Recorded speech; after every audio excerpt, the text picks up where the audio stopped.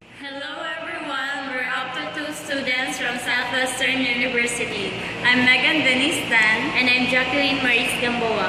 And we made this video to discuss all there is to know about spectacle lens materials and single vision spectacle lenses.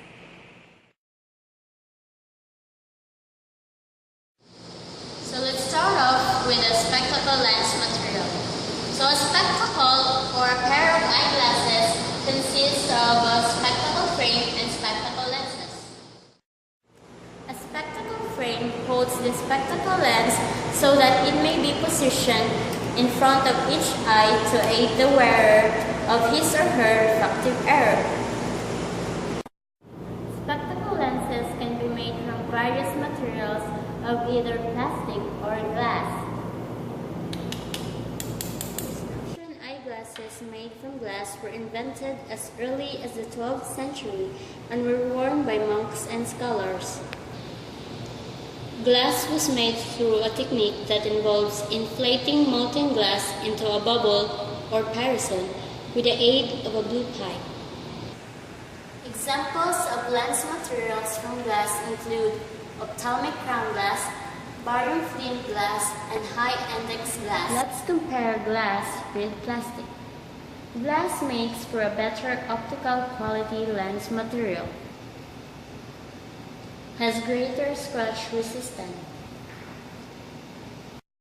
But in this modern period, many optometrists prefer to prescribe lens materials derived from plastic as it is lightweight, high impact resistant, and much safer for children's use compared to glass. Plastic lens materials include Columbia resin batch 39, Trivex, polymethyl methacrylate,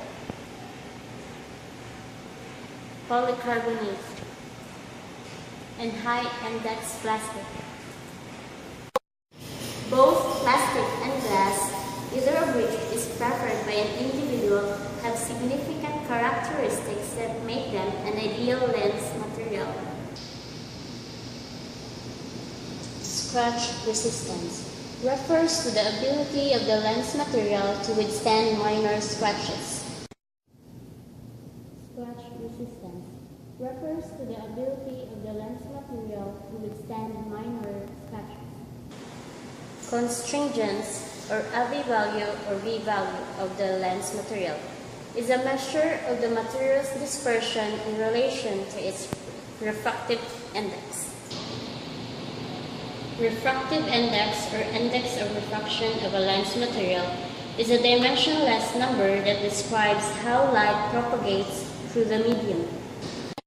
Specific gravity is the ratio of the density of a lens material to the density of water at a specific temperature and pressure, typically at 4 C and 1 atm. These are the list of the lens material that is commonly used in modern times.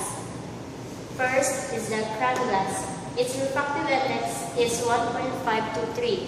Its Ab number is 59 and specific gravity is 2.5 grams per cubic centimeter.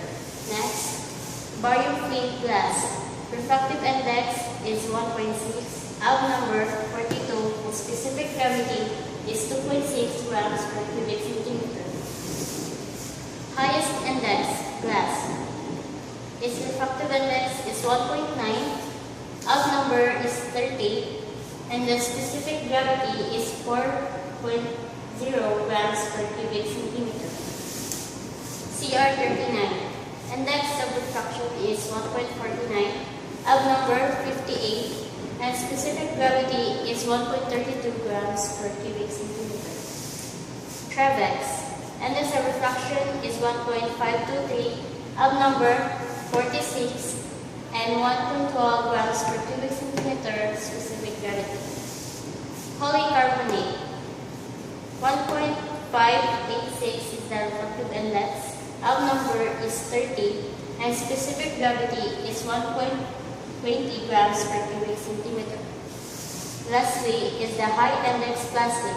Its refractive index is 1.74, odd number is 32, and the specific gravity is 1.40 grams per cubic centimeter. And this ends my discussion about spectacle lens material. So let's move on, like Taylor Swift, to the next topic. Single vision spectacle lenses. So we know that single vision lenses refers to a single dioptric power all throughout the part of the lens. There are two types of single vision lenses: the flat lenses and the curved lenses. Flat lenses are used in spectacles only in exceptional cases, as in high minus powers. One surface is flat and the power is ground on the other surface. For example, plano-concave and plano-convex. Curved lenses, on the other hand, has a convex curve on one surface and a concave curve on the other surface. Curved lenses are of two types: meniscus and toric. So meniscus lens are lenses who have both surfaces that are spherical. The anterior surface is convex and the back surface or posterior surface is concave. Toric lenses are curved lenses where one surface is spherical and the other is toroidal. The front surface or anterior surface is spherical and the posterior surface is made toroidal. With the advent of mass production of lenses, it was not easy to stockpile a large number of lenses, so the concept of base curve was devised. Lenses are supplied by the manufacturers as semi-finished blanks which have one surface ground to have one basic curve. The optician grinds its other surface to get the required power. Mostly, the base curve is added on the anterior surface. To get plus power lenses, negative base curves are used and vice versa.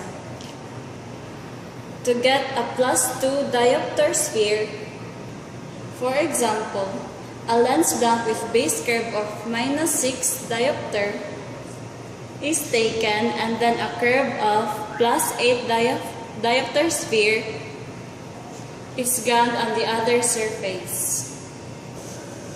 So we got +8 diopter sphere by subtracting the base curve to the required power. So +2 minus -6 will give us an answer of +8 diopter sphere.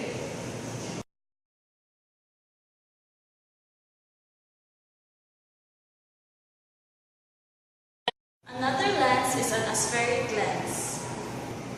Aspheric lenses are mathematically enhanced so that it results in better peripheral vision, a more cosmetically appealing lens, and an increased field of vision. Aspheric lenses are also flatter and thinner than lenses with spherical curves.